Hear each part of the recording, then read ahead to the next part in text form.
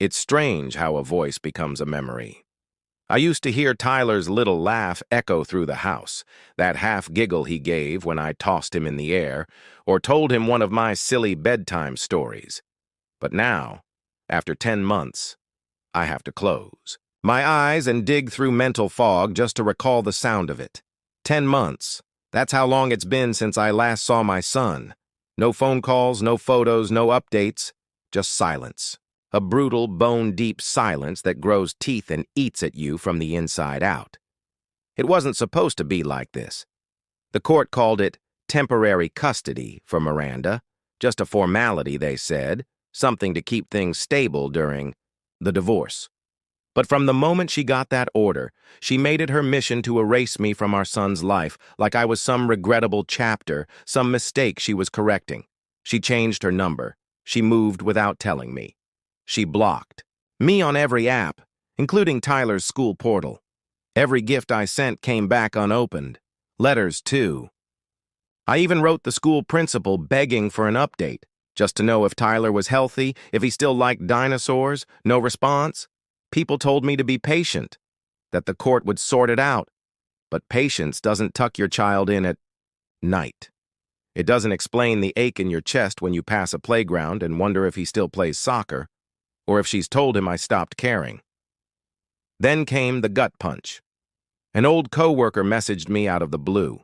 He'd ended up at some wine tasting where Miranda was laughing with her new boyfriend, bragging that Tyler doesn't even ask about his father anymore.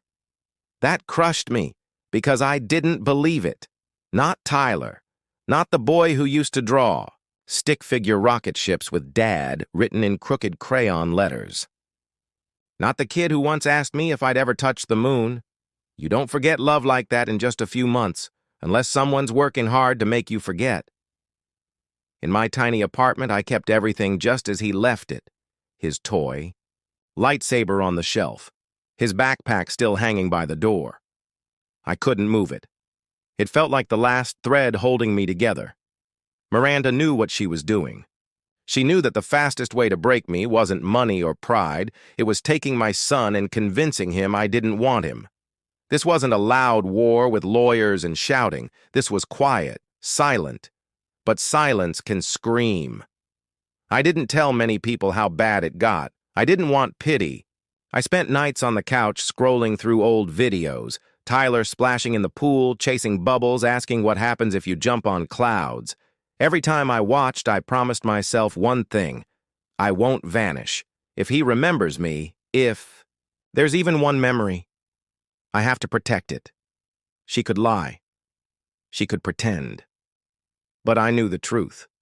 I was there for first steps, first lost tooth. I taught him how to tie his shoes. I held cold rags to his forehead during fevers while she scrolled on her phone. And I began to write, a journal, not for me, but for him. So one day, if I never got to tell him face to face, he'd know. Dad didn't leave. Dad fought. Then, just past month 10, everything changed. A phone call, not from Miranda, from Belle, her sister. She was calm but firm. She always was. She said what I'd been praying to hear. He still has your old phone. He figured out how to use the recorder. There's a folder called For Dad.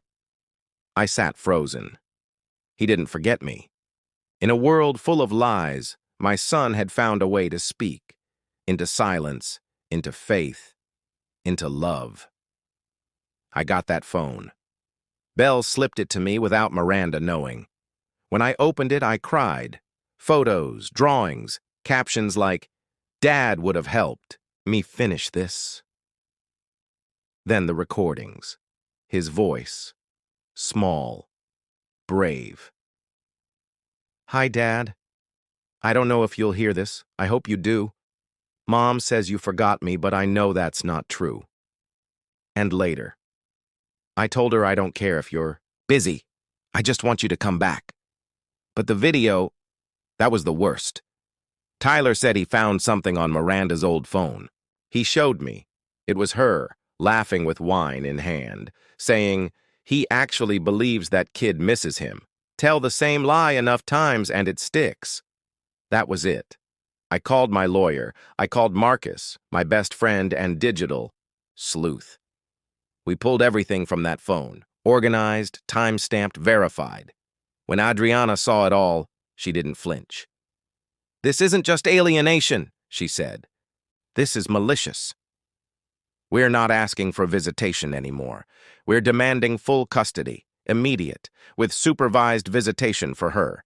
This isn't revenge. This is truth. This is a father refusing to be erased, a child refusing to forget." This is the sound of silence breaking. At 6:43 p.m., I watched the footage again. The woman I once trusted enough to marry had become someone who would rather erase my son's memories of me than share even a sliver of her pride. Marcus stood by the corner window, arms crossed. "I verified all the metadata," he said. "The video was saved 6 months ago." He paused. "That's pain," he added, glancing down. "Your son. He's smart. But he's hurting." Hurting. Not broken, but close. Over the next 2 days, Adriana and I assembled the case file. It wasn't just about the recordings anymore.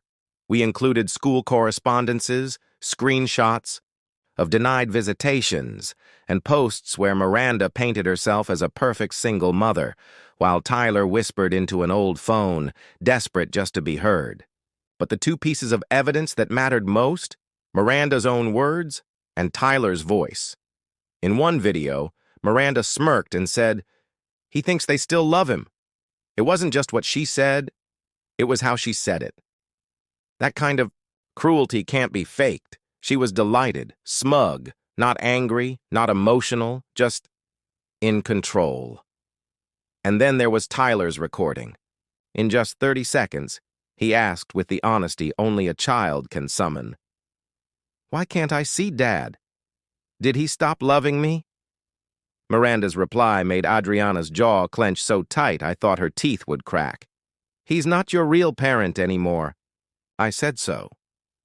No emotion, no explanation, just a decree, as if bitterness could override biology, as if love could be erased by spite. When we replayed the audio in the office, I turned away. I didn't want anyone to see my eyes go red. I couldn't believe the same woman I once held as she brought our son into the world could say something like that to him. Adriana looked up from the transcript. "Do you want to include this one? It's hard to hear." I didn't hesitate. "Include it. If the court doesn't hear it, they'll never understand what he's been through." By the end of the week, our binder was nearly 2 inches thick. We had a timeline, from Miranda's first visitation denial to Tyler's final video. Everything was logged, cross-checked. Adriana said it was one of the most thorough submissions she'd filed. In family court, still, nothing eased the ache in my chest. This wasn't about winning. It was about protecting my son. Every new piece of evidence was a reminder of the damage already done. That Saturday, I sat alone at the dining table. Tyler's phone lay in front of me. I hadn't touched it since Belle gave it to me. But curiosity, or maybe grief, pushed me to play one more recording. It was dated 2 weeks before the phone came into my hands. Tyler's voice was softer than usual. "Hi, Dad. I had a dream last night. You were in it. We went to the museum, the one with the T-Rex. You let me touch the bones, even though the sign said not to. Then you bought me that space book. I miss that book. I miss you." There was a pause, then a quiet sniffle. "I don't like it here. I want to come home." I set the phone down and walked into the bedroom. I didn't cry. I just sat in silence, staring at the ceiling, wondering what it would take to rebuild a child who's been told lies for almost a year. On Monday, we filed everything. The judge scheduled a custody hearing, not just for visitation, but for emergency review. Adriana listed our grounds: psychological harm, alienation, manipulation. "It won't be easy," she warned. "Miranda will deny everything. She'll cry." Blame, stress. Maybe say you're manipulating the kid, but we have the evidence. Let her unravel. I nodded, but I kept thinking of Tyler. If he were asked to speak, would he be brave enough? Would he be allowed? As if reading my mind, Adriana said, "If the judge sees value in hearing from him, we can request it. But it has to come from him, not you." That gave me hope, because if there was one thing I knew, my son had already tried to be heard. Still, the nights were the hardest. I'd lie awake thinking about the trust that had been broken, the lies Miranda had built like bricks between us. But her wall had cracked. She underestimated us. She underestimated him. That video, her laughing smug, would be her undoing. She replaced the photos on the walls, but she forgot. Kids remember. Who tucked them in. Who kissed their scrapes. Who read them bedtime stories about dinosaurs and spaceships. She replaced the photos, but she couldn't replace me. And now we had a case to prove it. When the hearing date was confirmed, I sat in my car for 30 minutes, gripping the steering wheel like it was the only thing holding me to the earth. 10 months of silence. Now, in 14 days, I would finally speak. Not through papers, not through lawyers, but across from the woman who had tried to erase me. We prepared. Mock interviews, transcripts. Adriana drilled me. Did you ever lose your temper with Tyler? No. Did you abandon the family home? No. I left after she threatened to call the police over dinner. I left to de-escalate. I thought it was temporary. Have you tried to manipulate your son? No. All I've done is try to find him, legally, respectfully, quietly. She nodded. Good. Stay steady. The truth is on your side. Marcus compiled the final packet, every exhibit labeled, timestamps, notes, the video of Miranda mocking, Tyler's clips, replaced family photos, a story in pieces, a mother rewriting the past, one lie at a time. The night before the hearing, I couldn't sleep. At 3 a.m., I stood in front of Tyler's old toy shelf. Dust covered his favorite dinosaur. The raptor he named Terry. I wiped it clean, held it, remembered. Then I packed it, along with a photo of us from his 5th birthday. Not as evidence, as a message. If I got even 1 second with him, I wanted him to know. I never forgot. The courthouse was cold that morning. Miranda sat ahead with her lawyer, Christopher Dole, composed, polished, blank, no guilt. The bailiff called us to rise. Judge Harrington entered, sharp, no nonsense. Adriana opened with calm, focused clarity. She didn't dramatize. She didn't beg. She laid it out. 10 months of denial, documented efforts, clear signs of alienation. Christopher tried his spin. This is a father who grew distant, who weaponized technology to control a narrative. My client acted in the child's best interest. Adriana stood. If the court will allow, we'd like to submit evidence from a device used voluntarily by the child, and he's requested to speak. The judge tilted her head. The child made a request? Yes, Your Honor. That's when Miranda flinched, barely. Her lips twitched. Christopher objected. Children should not be in the middle of legal disputes. The judge cut him off. You claim he's safe and content, so why would his words be a threat? Silence. She turned to the child advocate. Has the boy expressed a clear desire to speak? Yes, Your Honor. He understands the situation. He knows what he wants to share. Then bring him in. The doors opened. Tyler entered with the advocate and a clerk. I didn't breathe. He looked older, thinner, but his eyes, they were still his, our eyes. For a moment, they met mine. Then he turned to the judge.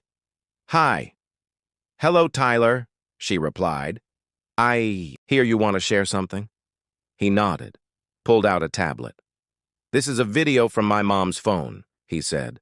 I saved it because I think it shows what really happened. Miranda's face drained of color. Objection! Sit down, the judge snapped. Tyler tapped the screen, and there it was. Miranda, laughing, mocking, replacing my photos. Without hesitation. Erasing me. When the video ended, my son whispered, I just want to be with someone who remembers me. Silence followed. Not the quiet of waiting, but the silence of truth, of realization, of wounds opened and laid bare. The judge sat motionless. The clerk froze. No one spoke. Because sometimes it only takes one sentence to dismantle a wall of lies. And Tyler, my son, spoke it.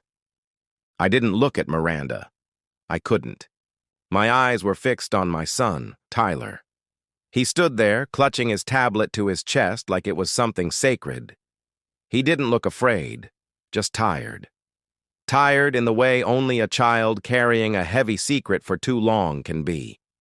A secret he had finally, quietly, placed in the middle of the room for everyone to see. Miranda shifted in her seat. Her face had gone pale, the polished confidence she wore into the courtroom gone like smoke. She opened her mouth to speak, then closed it, looked to her attorney. Nothing came out. Christopher, now visibly rattled, stood up, brushing imaginary lint from his suit. Your Honor, he began, voice cracking, this video, while compelling, was taken out of context. My client was under emotional strain. We don't know the circumstances under which it was recorded. The judge turned to him slowly. I don't need context, she said, her voice low and clipped. What I saw was a mother mocking her son's connection to his father, scrubbing him from the boy's world and calling it a joke. Do you find that humorous, Mr. Dole? He stammered. No, Your Honor, She raised her hand. Enough. Then she turned her gaze to Tyler. Young man, thank you. I know this wasn't easy. Is there anything else you'd like to say? Tyler hesitated, then nodded. He looked straight at Miranda. I kept asking to see Dad, he said. Mom always had a reason,